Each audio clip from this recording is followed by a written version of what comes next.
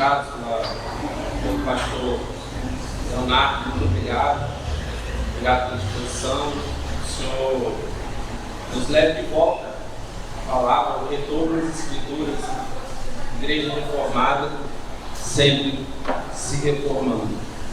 É um marco para nós, esse congresso aqui da Fé Reformada, e é com grande alegria que a gente está iniciando esse projeto, colocando em prática, e se Deus quiser, assim, nos próximos anos virão outros, e assim nós poderemos propagar a fé bíblica, a fé reformada aqui em São João da Barra, em meio ao engano religioso que a gente tem visto por aí, muitas seitas abertas. E assim nós estamos aqui para proclamar o verdadeiro Evangelho do Senhor e retornarmos à pureza do Evangelho que nos salvou. Foi pela palavra de Deus, eu ouvi, como disse o apóstolo Paulo, que a fé nos foi concedida.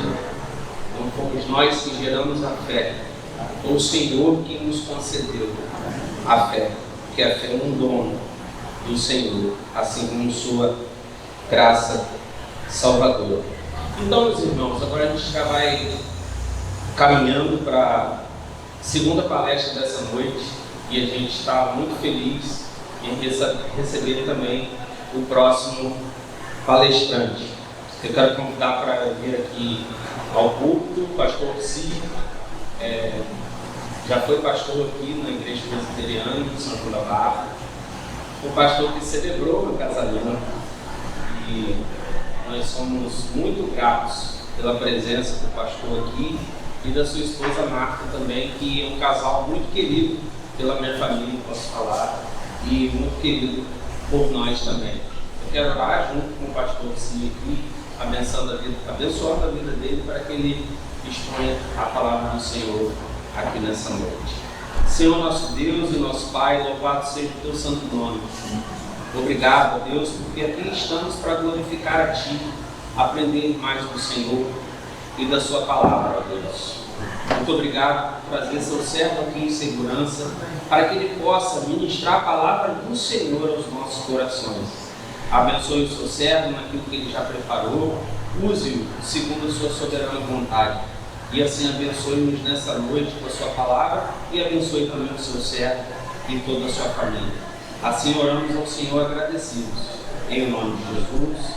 Amém e amém.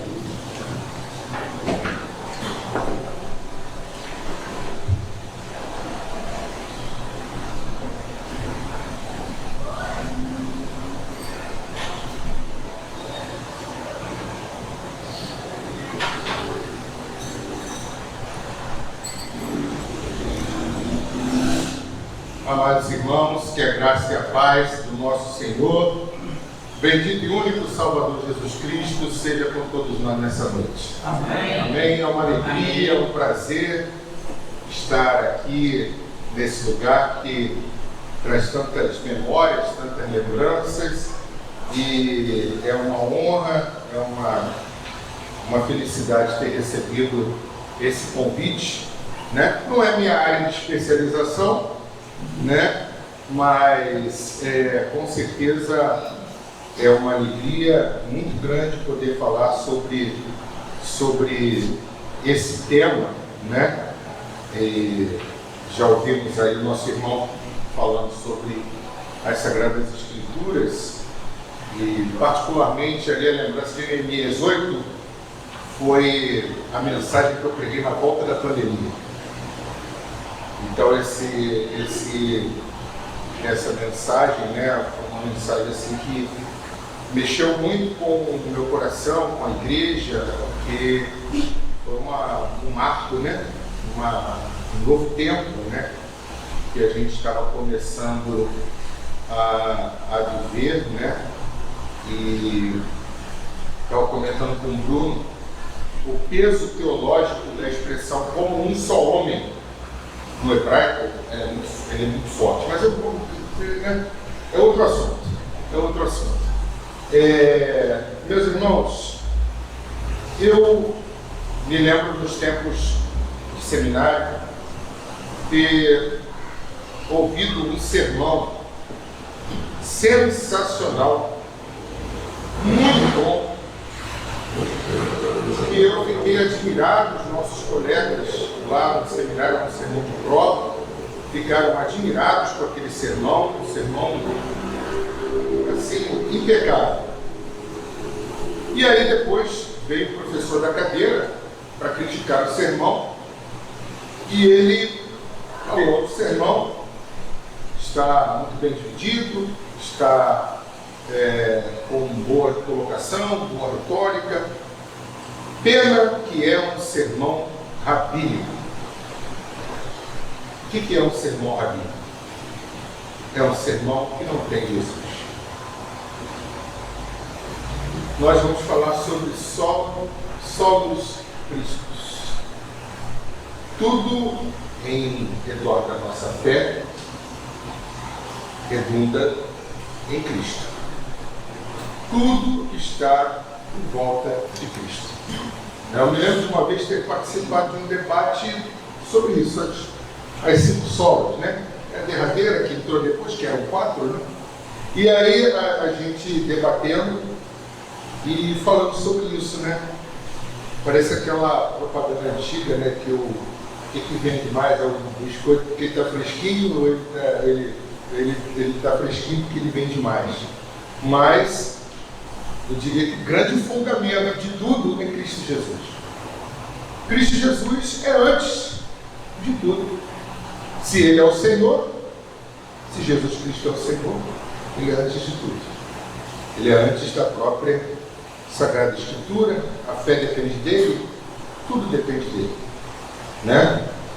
Então, irmãos, é quase obrigatório também falarmos ou lembrarmos o que aconteceu em 1517, quando o monge agustiniano Martinho Lutero afixou nos portões do castelo de Wittenberg as teses. Quantas foram essas teses? 95. Foram 192 teses.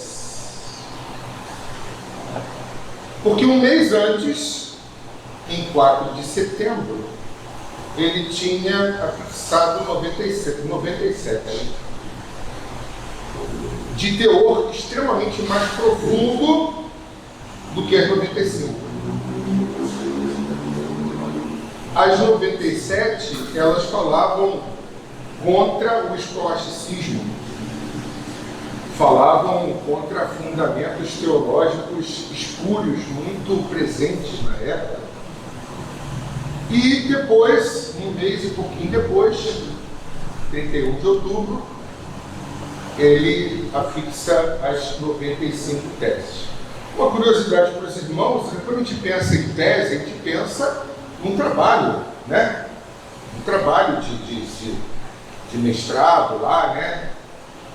Mas só que essas teses, elas são, na verdade, frases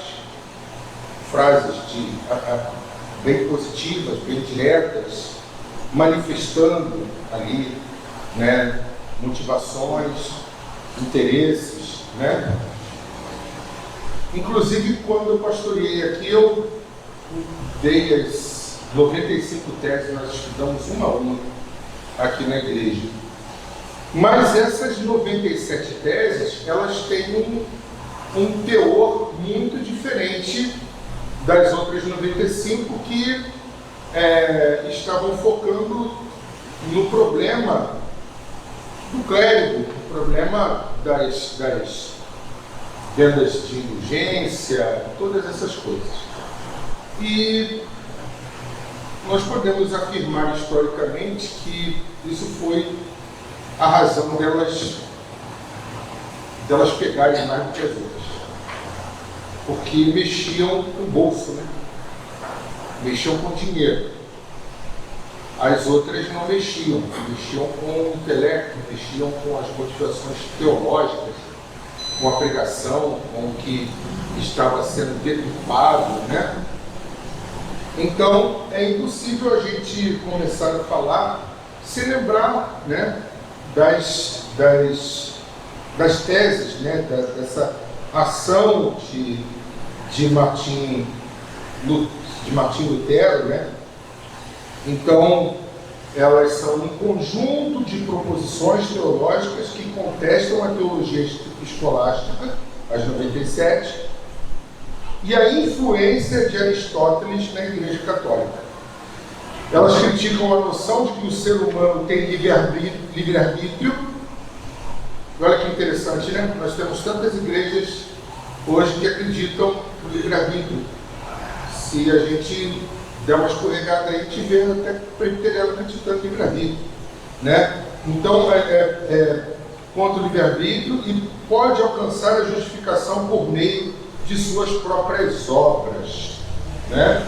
Afirmando que a justiça vem pela graça pela graça de Deus e que a vontade humana é cativa do pecado, como explicado em outras fontes, como as de São Tomás de Aquino, né? Nós temos como a base para a nossa teologia os fundamentos de Agostinho, que João Calvino, ele relê Agostinho. Ele não traz muita coisa nova, João Calvino. Ele relê Agostinho. E ele aprimora Agostinho. Mas no seu cerne, João Calvino não traz muita coisa nova. É porque a maioria não conhece Agostinho. Então, se conhecer Agostinho, vai ler Agostinho e vai ver Calvino.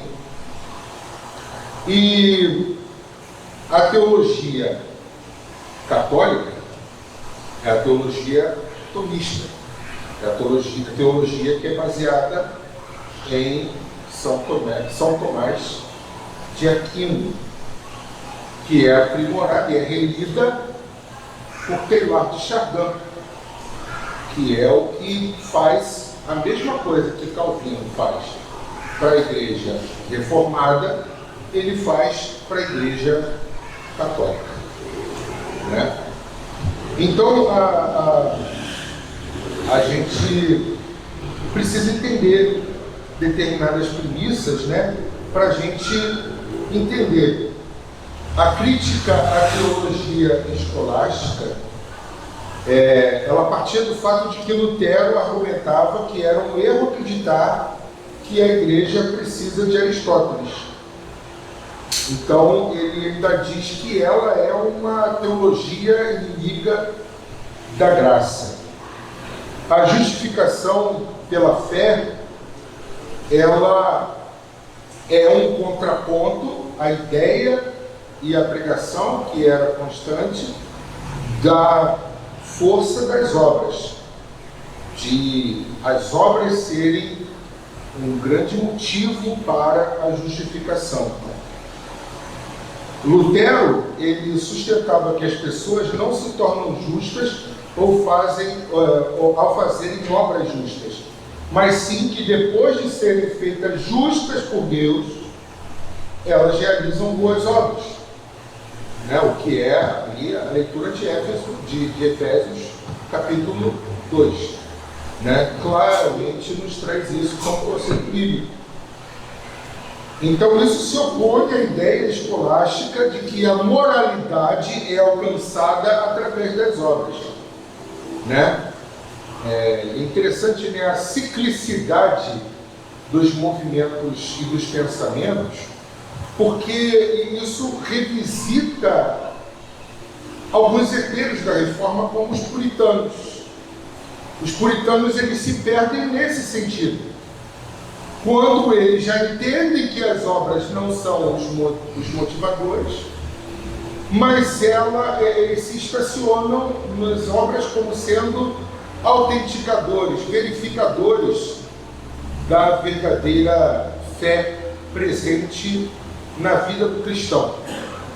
E então eles querem verificar no testemunho, e aí fazem uma releitura inconscientemente do farisaísmo, porque eles começam a observar os erros dos outros, escondem os seus, e aí o puritanismo, que era para ser tão maravilhoso acaba eclodindo em si mesmo por causa disso, né? E acaba que o pietismo, né? O pietismo, que é o movimento pai do pentecostalismo, ele acaba tomando muito mais ritmo e dinâmica por causa desse problema interno do puritanismo. Vontade humana e graça de Deus. A vontade humana, segundo Lutero, é escrava do pecado. Todos já devem ter ouvido a expressão "não posso não pecar", que é a expressão máxima de Martim Lutero. Apesar de que ele também fala da liberdade, né? O ser humano é o ser mais libérrimo que existe, mas é o ser humano o mais preso que existe, porque ele foi livre para servir. Ele foi livre para ser escravo, né?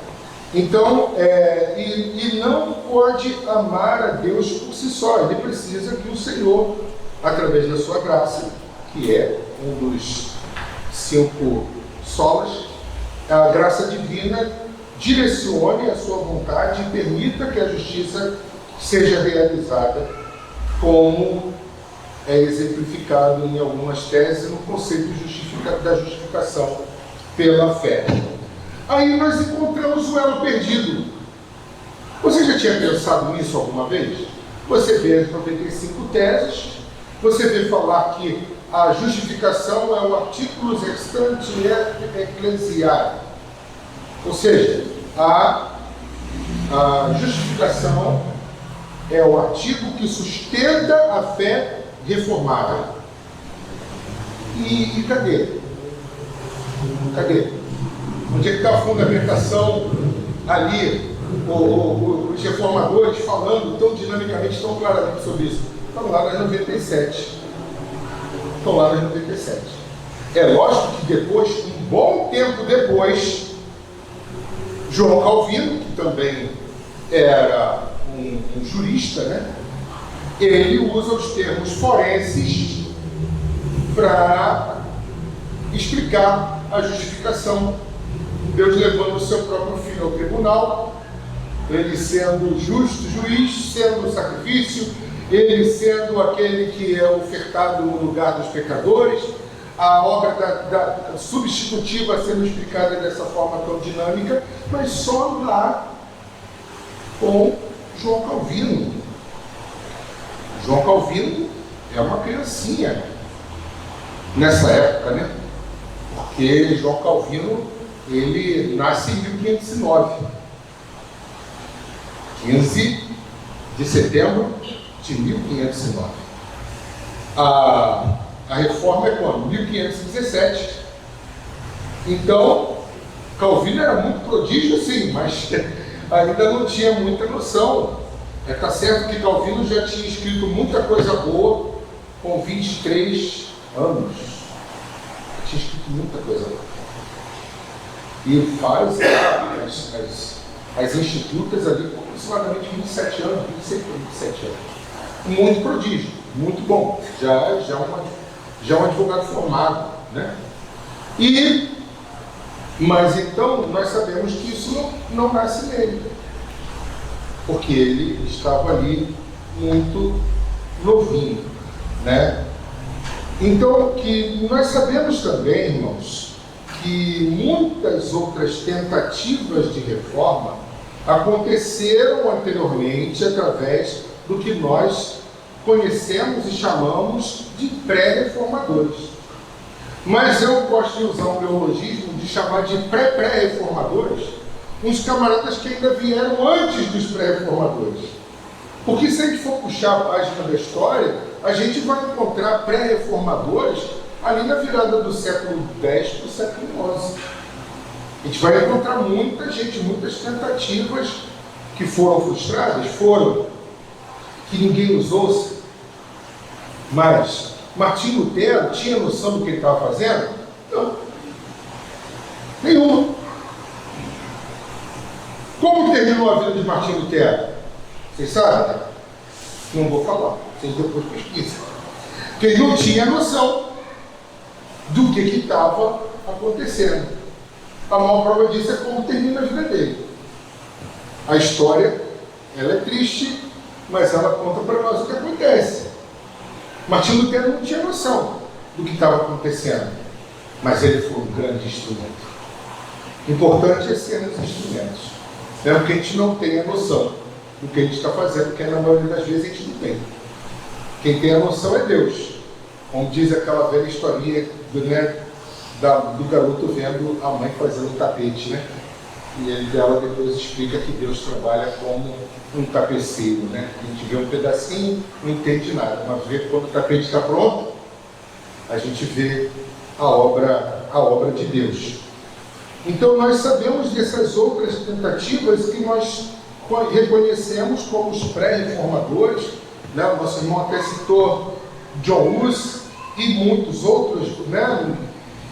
Savonarola, Ulrich Zwingli e tantos outros. Mas o marco indelével da reforma é este evento que provocou resultados de alta magnitude.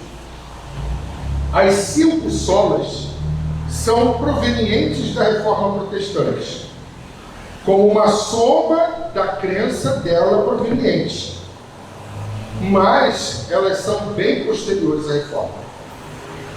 As 5 solas, elas são uma sintetização da fé que já estava consolidada e que era necessário ela ser sistematizada. Mas, assim, nos estertores ali da reforma não existia 5 solas. As 5 solas, elas aparecem muito depois, elas vão ser popularizadas, na verdade, somente no século XX. Eu, particularmente, eu vejo um marco de fazer a dinâmica, o spread das 5 solas em Emil Brunner. Emil Brunner é o camarada que fala das 5 solas, que consolida as 5 solas teologicamente. Você não vai encontrar Hermann Bavinck, não vai encontrar ninguém desses grandes teólogos falando sobre isso e difundindo como Emil Brunner. Então as 5 solas, elas buscam sintetizar de uma forma abrangente toda a dinâmica da fé concebida a partir da reforma protestante. Mesmo após a reforma, continuava necessária a apologia. E o que é a apologia? É a defesa da fé em face aos diversos ataques e heresias que ainda continuavam acontecendo, e eu gosto de dizer que continuam acontecendo. Enquanto estivermos aqui, enquanto existir igreja, vai ter heresia. Então, alguns deles são gnosticismo, por exemplo, né? Que na época de Jesus era muito, muito, muito forte e ameaçador, né? Nós vemos ali os evangelhos sinóticos, né? Os 3 primeiros evangelhos são os 3 primeiros evangelhos são os evangelhos sinóticos, que, trazendo ali do grego, né? Sim, ótica, mesma visão, mesma percepção. Bebem na fonte de Marcos, né? Que é o proto-evangelho, é o primeiro evangelho escrito. E aí fica João sozinho. Por que João sozinho? Porque ele não é sinótico? Porque João estava escrevendo contra o gnosticismo. Aí a gente vai encontrar muita gente dizendo: não, mas é o evangelho do amor, é o evangelho que não sei o que lá, que é para pregar, que não sei o que. Não, o evangelho de João é o evangelho contra o gnosticismo. O primeiro capítulo de João é uma pancada no gnosticismo. Jesus Cristo veio em carne, o Verbo se fez carne, habitou. As cartas posteriores são pancadas. Todo espírito que vem de Deus confessa que Jesus Cristo é o Senhor, batendo no gnosticismo. Então, o João foi um apologeta fortíssimo. Um apologeta fortíssimo, né? Então, era necessário combater o gnosticismo. E, posteriormente, tivemos muitas outras heresias, como o arianismo, o sabelianismo, o marcionismo, o pelagianismo, que é muito presente ainda hoje, né? Porque nós temos aí pelagianismo na sua essência, ele é a fonte da autossoteria. É o camarada acreditar que ele pode se salvar. Nisso se assemelha um pouco com o gnosticismo, que acredita que o conhecimento é que vai trazer a salvação. Só que tem diferenças no seu conteúdo aí na questão do pelagianismo, né? Então, é uma heresia tão forte que ela foi meio amenizada, foi assim, suavizada e virou o semi-pelagianismo. O semi-pelagianismo se assemelha muito, sabe o quê? Ao arminianismo. Ctrl+C, Ctrl+V. Semi-pelagianismo, arminianismo, é isso daí. E aí a gente volta na questão da ciclicidade das coisas, né? Nunca teve um camarada tão calvinista como o Armínio. Armínio foi convidado para dar aula na faculdade, lá na França. Comissão da reitoria. Camarada, combate aí. Combate as heresias que estão vindo contra o calvinismo. E foi. Beleza. E aí, a reitoria vinha e falava, e aí, como é que tá? Não, estou estudando. Aí vinha de novo, e aí, como é que tá? Estou vendo um jeito, estou vendo uma estratégia. E aí passou mais um tempo, e aí, eu estou acreditando agora, acredito nisso. Mas aí nós vamos entender uma outra perspectiva da história. Uma coisa é falar de Calvino, outra coisa, uma mesma coisa é falar de Armínio e tal. Mas existem muitas coisas que eles não fizeram.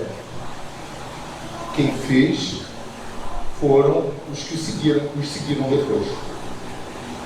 Daí nós temos o hipercalvinismo, nós temos tantas coisas que Calvino não falou que a galera fica dando papagaiada, fica repetindo como se Calvino tivesse falado que Calvino, imagina Calvino lá na eternidade. Meu Deus do céu, que galera fraca.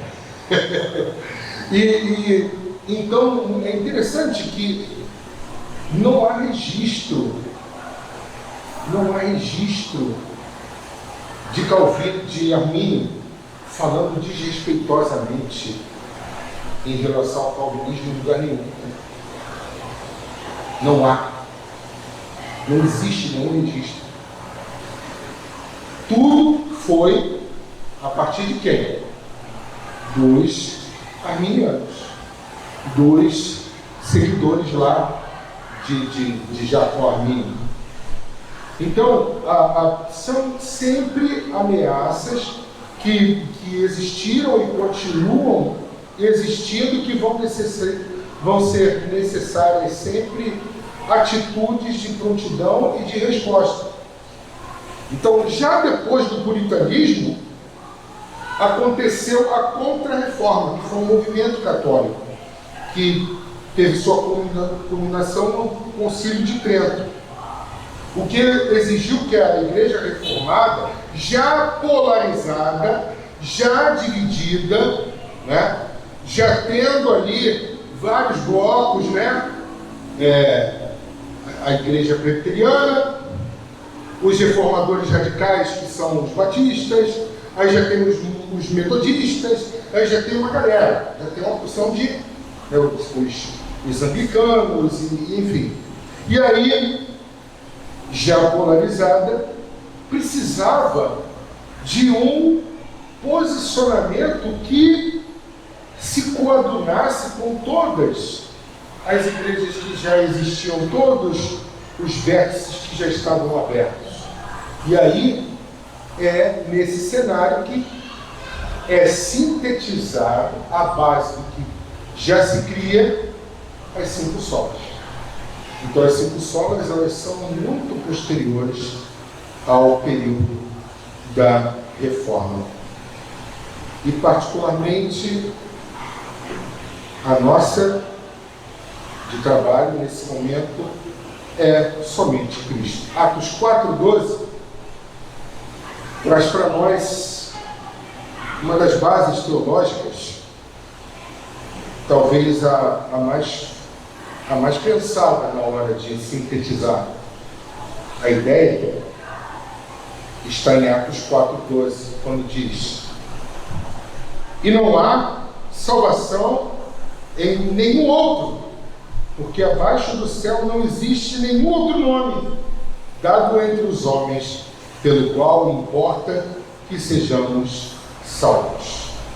Meus irmãos, que versículo, né? Que versículo. Já diz tudo. Já diz tudo. A gente não precisa de nenhum outro. Existem outros, mas é muito forte. Somente em Cristo há salvação. Não há uma autossoteria, não há uma cooperação, que é o que prega o semi-pelagianismo ou o arminianismo, que nós nos encontramos no meio do caminho. Deus vai se chamar, eu faço o meu irmão, a gente se encontra no meio do caminho. Não, é só Jesus por meio da graça. Nós só somos salvos dessa forma. Nós estávamos mortos, nós somos natimortos. Sabe o que é natimorto? É o cara que já nasce morto em seus delitos e pecados. Nós estávamos mortos em nossos delitos e pecados. Cristo nos salva pela graça.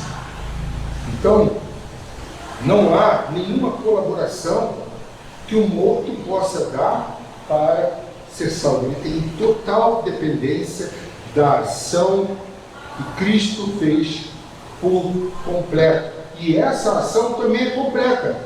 E uma das questões que é batida forte nas 97 teses é que Jesus Cristo fez o sacrifício que é absoluto. Eu não sei se você sabe. Irmãos, falo com todo respeito, só estou falando historicamente e fatos. Eu não sei se você sabe, mas você sabe o que significa missa? Sabe o que significa missa?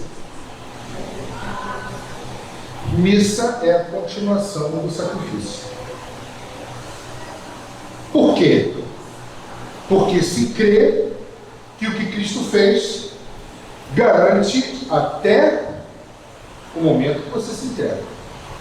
Dali para frente, não está garantido. Então, o que vai garantir que você continue? Vai ser a missa. Vai ser você continuar no sacrifício de Cristo.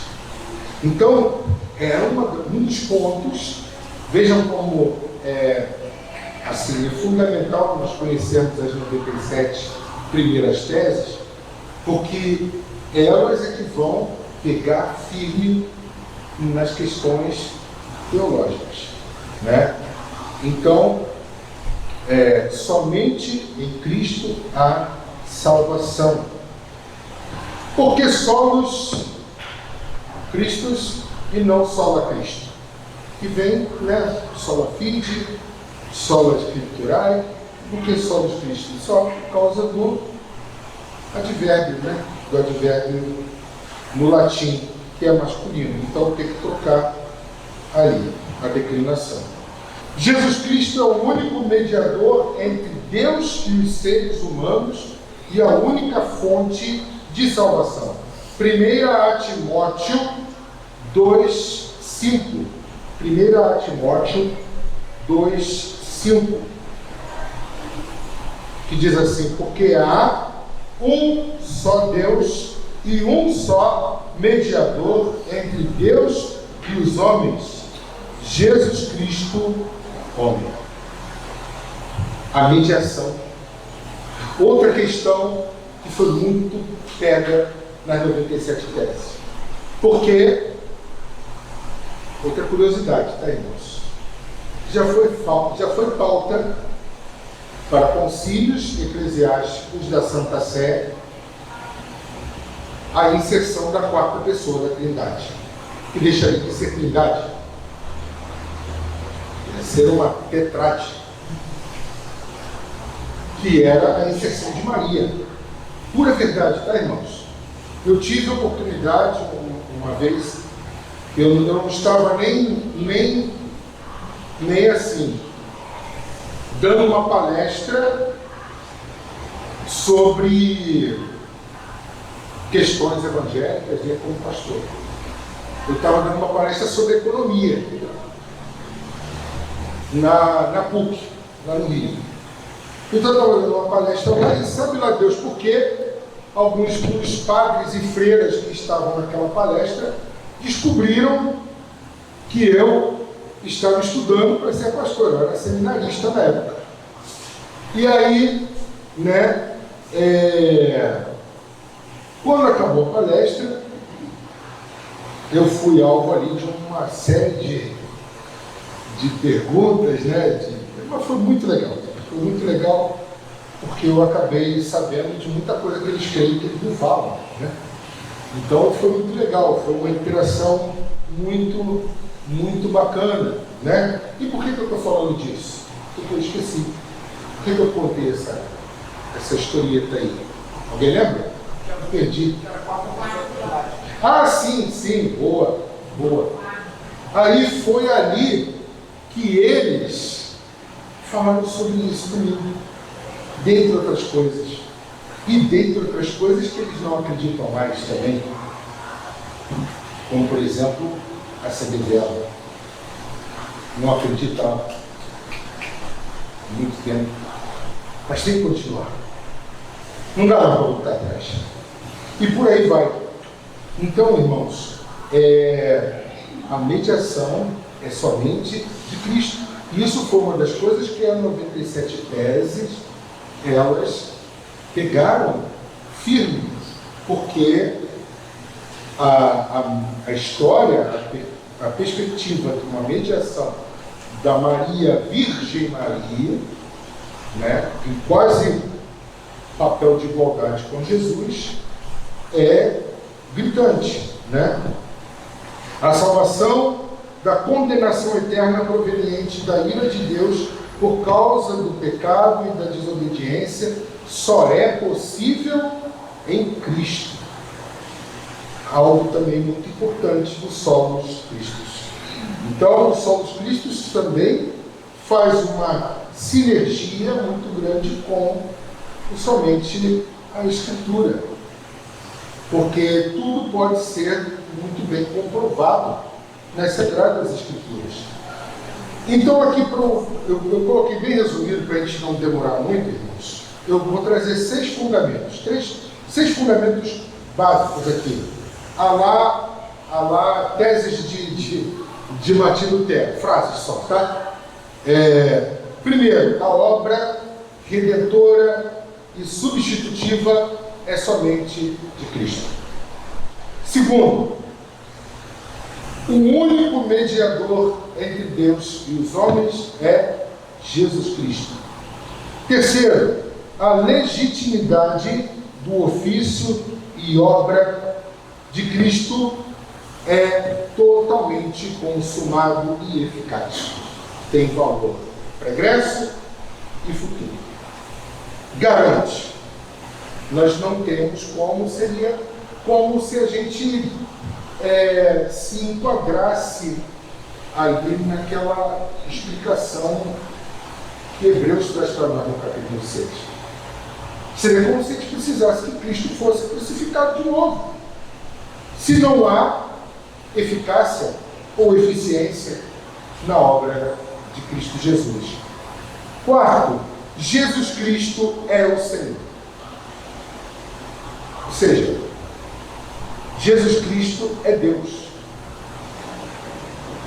Jesus Cristo é uma pessoa da Trindade, igual em substância, igual em poder. Quinto, Jesus Cristo é o nome que está sobre todo nome. Não podemos clamar ou buscar por um outro nome. Todo tipo de adaptação nesse sentido é antibíblica. A igreja usava a ideia do latria. A latria, ela vem da perspectiva de adorar. Depois tentou morenar a coisa com o dulia, que é servir. Mas também não. Também não. Então, só o nome de Jesus é o nome que é sobre todo nome. E sexto, que está diretamente ligado com a reforma. Jesus Cristo é a pessoa da justificação. Quando o apóstolo Paulo escreve o maior tratado teológico que existe, que é a Carta aos Romanos, e como eu falei mais cedo, a gente faz coisas fantásticas quando a gente nem imagina que está fazendo coisas fantásticas. Porque na cabeça de Paulo, ele vai ter que conhecer a galera de Roma, não conheço ninguém, tem ninguém para bater um papo, ninguém para me apresentar.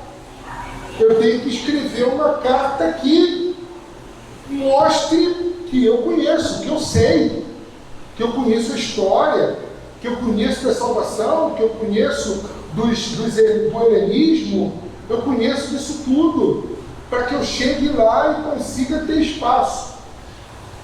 E teve espaço e durou pouco, né? Mas ele teve o espaço.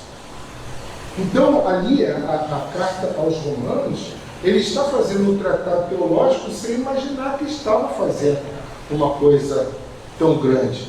Porque a carta aos Romanos nada mais é do que uma apresentação que chega antes dele. Não foi uma igreja que ele fundou. Não foi uma igreja que ele evangelizou. Não foi uma igreja que esteve, nunca esteve. E aí sai esse grande tratado. E o maior tema presente na carta aos Romanos é a justificação. Sem dúvida nenhuma, tem um tratado teológico aí sobre a justificação. Então a justificação, ela repousa somente em Cristo Jesus. É somente Cristo, é só os Cristos que produz o efeito, a obra, a imputação da justificação, porque a justificação é algo feito extra nós, fora de nós, e é infundido sobre as nossas vidas, é posto sobre as nossas vidas. Por isso nós não somos justos, nós somos vistos como justos aos olhos de Deus por causa do mérito de quem? De Cristo. Eu não posso bater no meu peito e dizer que eu sou justo. Eu tenho que entender que a justiça que está sobre mim é a justiça de Cristo. Eu não tenho justiça nenhuma para apresentar. Eu sou um pecador. E aí a gente vai lembrar também de outra frase reformada: simul justus et peccator. Simultaneamente justo e pecador. Que é o que nós somos, após sermos alcançados pela maravilhosa graça de Deus, né? Então, esses são pontos-chave. Cristo como o único mediador, Jesus é o único caminho para se relacionar com Deus, não há intermediários. O único sacrifício, Cristo ofereceu a si mesmo como o sacrifício definitivo e completo pelos pecados, né, o cordão de 3 dobras, não sendo necessário nem possível realizar outros. A centralidade de Cristo, ele é o centro do Evangelho e da fé. E sua vida, morte e ressurreição são o fundamento da salvação e do relacionamento com Deus. As Escrituras falam que se Jesus Cristo não tivesse ressuscitado, seria vã a nossa fé. Então a gente lembra aí também do sola fide, está relacionado, está íntimo também com Cristo Jesus, é conectado com as outras solas. Cristo se baseia no princípio da sola Escritura, pois a Bíblia ensina que Cristo é o centro da salvação, de acordo com várias passagens, principalmente Colossenses, é uma base tremenda, vocês depois podem confirmar. Os capítulos 2 e 3 de Colossenses são sensacionais nesse sentido. Rejeição de outras mediações, a doutrina exclui a intercessão de Maria, santos e a autoridade de instituições eclesiásticas como necessárias para a salvação. Martinho Lutero, ele teve várias frases, assim, muitas colocações muito boas, mas Martinho Lutero fala uma coisa muito legal, e eu estou concluindo. Martinho Lutero diz que Cristo é o centro e a circunferência da Bíblia. Olha que lindo. Cristo é o centro e a circunferência da Bíblia. Ulrich Zwingli disse: Cristo é o cabeça de todos os crentes, os quais são o seu corpo, e sem ele o corpo está morto. E não poderia cometer a heresia de não citar, Johannes Calvinus. Não poderia cometer essa heresia, apesar de que eu já citei Calvino, mas a única solução para nós, que Calvino diz que temos os nossos corações como verdadeiras fábricas de ídolos. Sabe uma coisa interessante? Ele não fala isso só para não crente, tá? Não é porque a gente é crente que a gente não continua fabricando ídolo, tá? Você pode ser crente e fabricar ídolo na tua esposa, fabricar ídolo no seu trabalho, na sua casa, no seu carro, na sua carreira, nos seus filhos. Todo mundo está vendo que seu filho é uma bomba atômica. Aí você olha, que menino bom.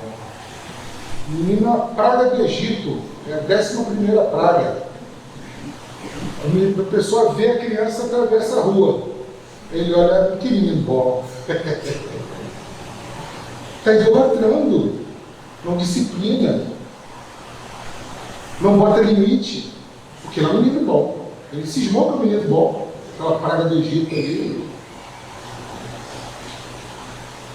Nós continuamos tendo corações que são uma fábrica de ídolos.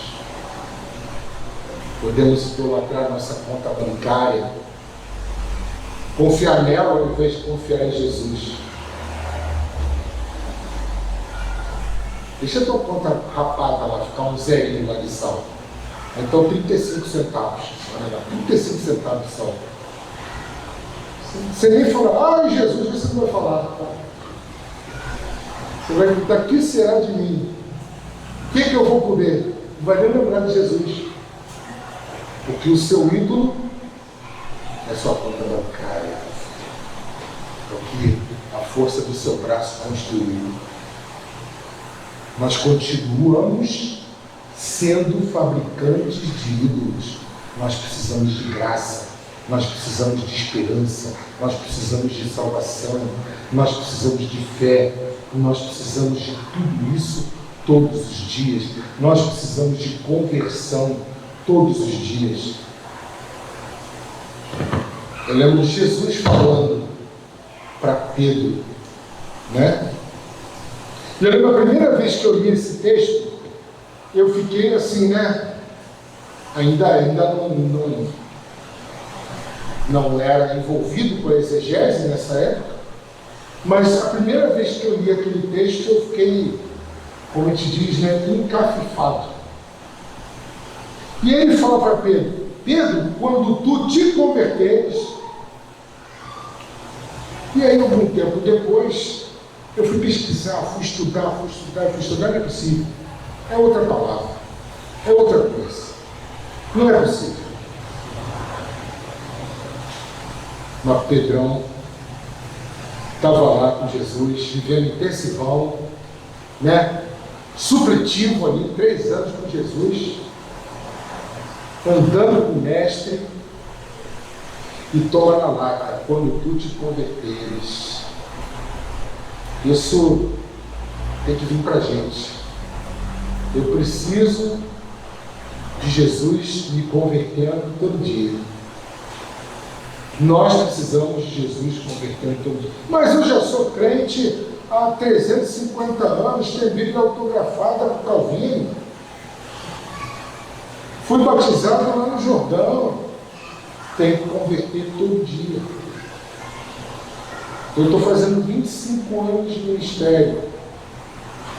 Tenho que converter todo dia, meu irmão. Tenho que converter todo dia, senão o velho homem vem, ó. Tem que ser todo dia. Nós precisamos de Jesus.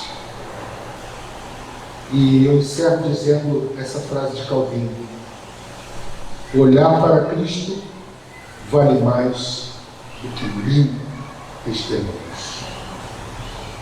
Não estamos mais naquela época dos testemunhos, né? Ou testemunhos, né? Que eu lembro que era testemunho, era um negócio assim até angustiante, né? O cara contava uma porção de desgraça, era só desgraça, desgraça, desgraça, desgraça. Matou, roubou, destruiu, né? Ele era um funcionário do capeta, né? O funcionário do mês, né? Do capeta. E aí chegava, aí Cristo me salvou, acabou o testemunho. Aí eu penso assim: olhar para Cristo vale mais do que 1000 testemunhos. Obedecer é melhor do que sacrificar. A gente ainda hoje está querendo sacrificar. Tem muita gente que ainda chama o local de adoração de altar.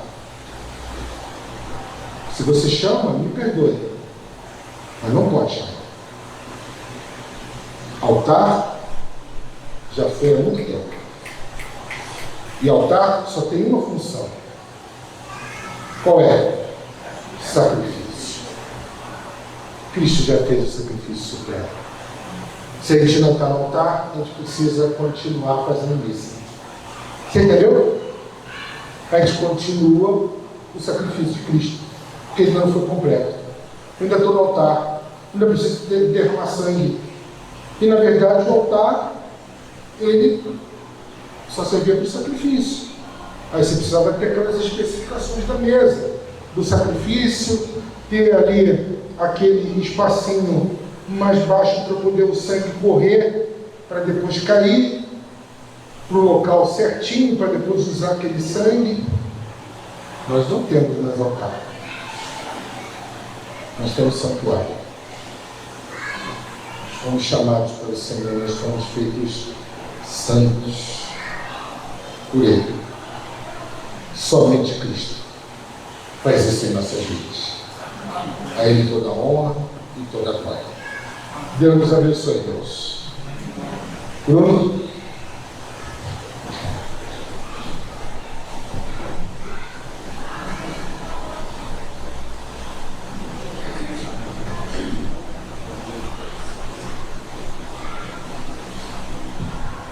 Graças a Deus, meus irmãos, mais uma vez, caminhando para o final, quero chamar a Marta aqui, por favor, aqui à frente, chamar o pastor Leonardo e sua esposa também. E a gente, ó, tem uns mimos para vocês, né? Não poderíamos deixar passar em branco o quanto que vocês nos abençoaram nessa noite, quanto que nós fomos abençoados por vocês nessa noite. Você que é dos homens, e aqui das mulheres. Gente, foi um prazer, pastor Leonardo, Clarice. Foi um prazer recebê-los aqui, como sempre. E voltem mais vezes, né? Para atuar conosco quando possível. E foi um prazer tê-los aqui. Que Deus abençoe vocês e o ministério, abençoe a família de vocês. Vocês nos abençoaram tremendamente nessa noite. Amém? Muito obrigado. Obrigado a vocês. Gente, a gente está caminhando para o final, mas antes de fazer as considerações finais, nós vamos fazer um sorteio de um livro reformado, é claro. Né? Não aceitamos nada além disso. O livro do Franklin Ferreira. O Franklin Ferreira não é um pastor presbiteriano, é um pastor batista reformado. E esse livro é Os Pilares da Fé. E esse livro fala exatamente dos 5 solas da Reforma Protestante. O presbítero Leonardo são 29 números, exatamente. Cadê a Sara? A Sara está por aí, está lá, né? A Sara podia... É para alguém dizer um número de 1 a 29. A Raquel, a cuidadora do presbítero Manuel. Nossa, eu também estou assim. Você está no sorteio também? Mas você é crente. Você lembra seu número? Aqui, ó, o filho do pastor Leonardo. Um número de 1 a 29. Você pode falar com o tio, por favor? Qualquer número, do número 1. 24. Quem que é? Muito bom. Eu sabia que Deus abençoe. Boa leitura. Franklin Ferreira é um excelente teólogo. Que Deus abençoe vocês. Está com um pensamento muito forte. A Mônica até orou para ser sorteada. E Deus ouviu a oração. Meus irmãos, muito obrigado.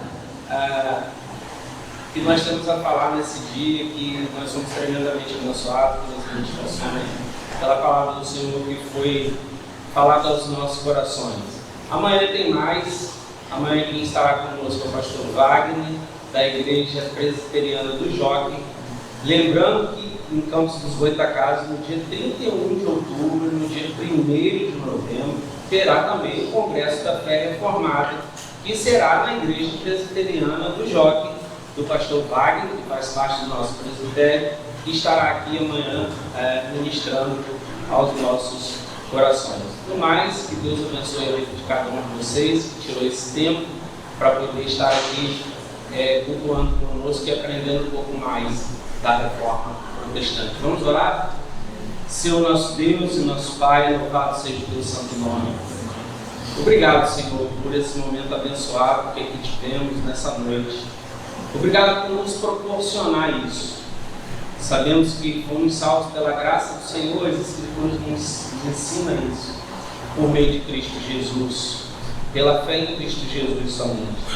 Muito obrigado pela vida dos meus irmãos aqui presentes, que todos, ó Deus, sejam conduzidos pelo Senhor para as suas casas, debaixo da sua graça e infinita misericórdia. Que Deus nos abençoe tremendamente nessa noite. Assim, oramos ao Senhor em nome de Jesus.